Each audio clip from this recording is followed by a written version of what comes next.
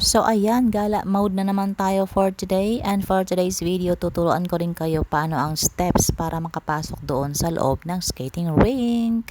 So unang-una nga niyan, pumunta muna kami sa registration area para naman malaman kung ilan kayo ang papasok sa loob at mabigyan na rin kayo ng ticket para makabayad sa cashier. So ayan nga, napag-alaman din namin dyan na hindi pala pwede ang mga bata below 5 years old. Dapat 5 years old above talaga ang requirement para makapasok ka sa loob. So after that nga, nabigyan na nga kami ng ticket at nakabayad na rin kami sa cashier, kaya dumiretso na kami kagad sa loob para malagyan na kami ng stamp. Ang stamp na yan ay pwede kang labas-masok doon if you want to eat outside na kung pagod ka na sa loob. So pwede ka rin pumasok ulit. So yun na nga, tapos na kami dyan sa stamp na, o yan. Dumiretso na kami kaagad sa susukat ng mga paa namin para malaman namin kung ano ang mga sizes ng mga skating shoes na pwede naming kunin. So pagkatapos nga niyan, so yan ang section niya ng claim area para sa aming mga skating shoes. So dahil lang nakuha na namin, kaya yan, sinuotan namin kaagad-agad. At pagkatapos yung mga gamit namin, sinalpak na namin kaagad dyan sa locker. At ang locker naman, hindi siya pwede sa mga malalaki talaga. Kaya kung ano ang mga important things nyo lang, yun na ang bitbitin nyo. At kung may kasama naman kayo, pwede nyo namang iwan sa kanila.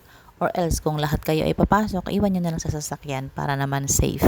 So, mga important things na talaga ang pwede nyo bitbitin. Yun lang. May bantay naman sila, safe naman kahit lagay mo sa upuan. May nilalagay lang sila mga numbers doon. Para kung i-claim niya na ulit, ayun, mabilis nyo siyang makuha. So ayan na nga, nakakapasok na nga kami dyan at bungad sa amin. Marami siguro mga first timer, kaya nasa gilid pa, mga nagbabalancing pa lang. At sa mga gusto rin pumasok dyan, wag po kayong mailang kasi hindi naman lahat dyan ay magaling na. Gusto lang magkaroon ng experience. At syempre matuto din yung mga anak nila, ganun.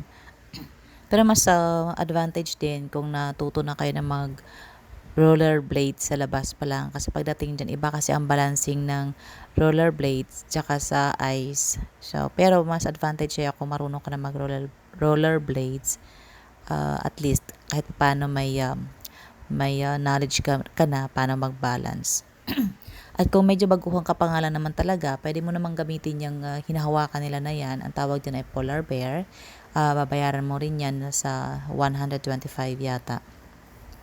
Pwede rin yan kung kagaya nung ginawa ko, may pwedeng upuan ng mga bata kung pagod na sila. Kaya at the same time, pwede mo rin siyang gawing pang-balancing din. So yun lang sa mga gustong pumasok. And additional info, ang kanilang payment dyan ay 350 for weekdays and 399 naman for weekends. Ang ano na siya, 2 hours na yan siya, tapos kasama na yung locker tsaka yung skating shoes, may kasama na rin siyang helmet. So ayan, ang 350 or 399 na yan, good for 2 hours na yan. So ang kinagandahan nga lang dyan, kasi batch by batch. Like for example, may papasok na 9 o'clock to 11, ayun, ang batch na yan ay lalabas, at ang bagong batch naman ay papasok naman ng 11 to 1 p.m. So yun ang arrangement nila, kaya maganda at hindi ka mag-aalangan na baka magsiksikan kayo sa loob. So bago pa man nga pumasok ang panibagong batch, ayan, pina-flatten muna nila yung ice ulit para naman maganda ang takbuhan sa loob. So ayan, sa may mga balak pumasok dyan at hindi pa alam ang steps, sana nakatulong sa inyong lahat ito. At ayun, subukan nyo na at ma-experience nyo na ang gusto nyo nang ma-experience. That's all for today, and thank you so much for watching. See you on my next gala serye. Bye. God bless us all.